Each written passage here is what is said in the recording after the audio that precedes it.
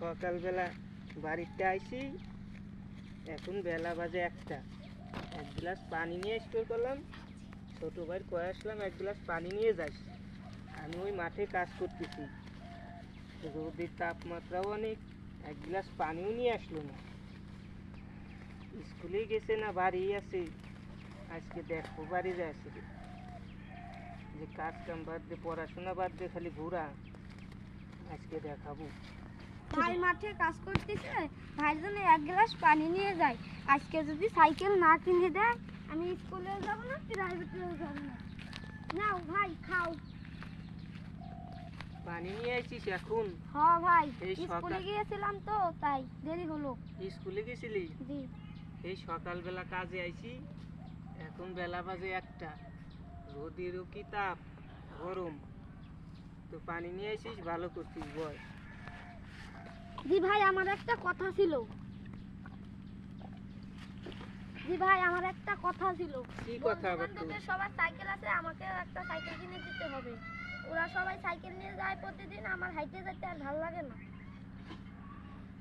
তুই যে কথা বললি, পরের বাড়ি কাজ করে আমরা খেটে খামারে কাজ করে খাই, তোর বন্ধু বান্ধব ওদের সাথে তো আর আমাকে তুলনা হয় না।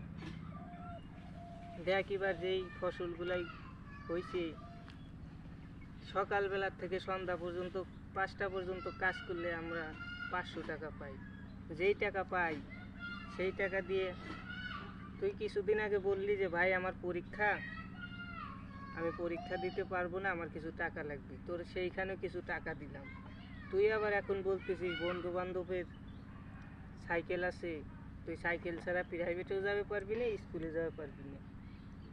এই মুহূর্তে তো আমার সম্ভব না তোর সাইকেল কিনে দেওয়া। যেই টাকা যেই টাকা রোজগার করি সেই টাকা দিয়ে সংসার চালাই নিয়ে তোর স্কুলের যে খরচ, প্রাইভেট স্কুলের, তাই তো আমাদের টাফ হয়ে যায়।